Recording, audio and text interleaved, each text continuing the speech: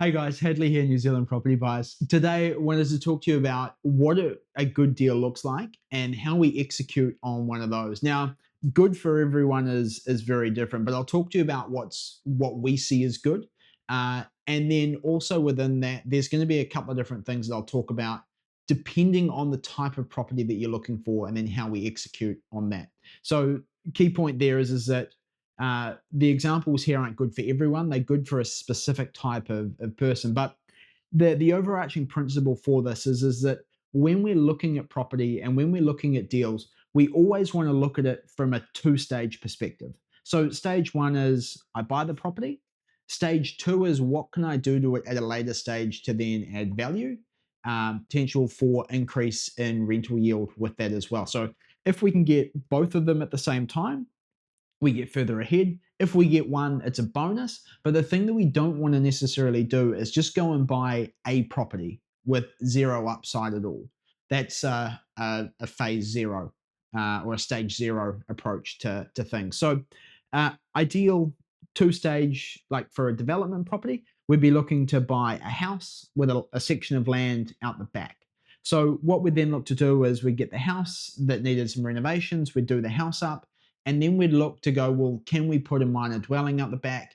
Can we subdivide it and build another house out the back?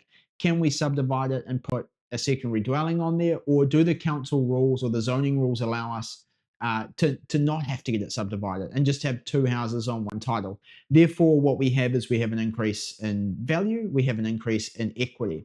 Now, the value increase is going to be greater if we subdivide it than what it is if it's just going to be two houses on that one title. The second stage of that is as if we're going to buy a multi-unit property, is can we add some other bedrooms into them? But the thing with other bedrooms is we don't want to mess up the functionality of the house, because this is where people get themselves really confused. So they go, right, I've got 100 square meters, it's 3 bedrooms. Let's go and put a fourth bedroom in there because 100 square meters suits a 4-bedroom house, say.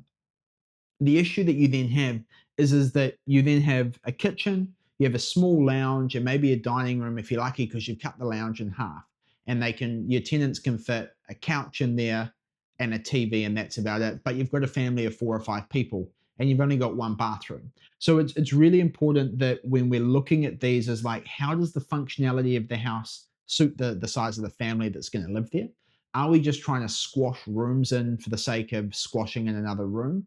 And then what's the renting appeal of that particular house? Now, the renting appeal's all good and well, or the lack of it doesn't matter when there's huge demand for rentals, there's lines up out the door, and people just walk in the house and wanna rent it, and they offer you more money anyway. That's all good and well when that happens, but the part that you've got to remember is the long-term perspective of this, because markets change. And we've seen that happen with the rental market. As the property prices have come down, the rental market's also weakened at the same time. And so properties that are rabbit warrens, we'll say, with rooms off everywhere, don't rent as well as nice 3-bedroom houses that tenants can come and move into. They can see their family there. They don't necessarily want to be boxed into a whole lot of different rooms when they can go down the street and get the house that they want. So with that, really important that if we're putting in those extra bedrooms, that we've got it well planned. It doesn't change the layout too much. But going back to the unit side of things, can we put the units on individual titles? Have we got room out the back for another small development? Can we subdivide the back off the section? And it's looking at, hey, look, we've got this asset today, and then what can we go and do in 5, 10 years' time?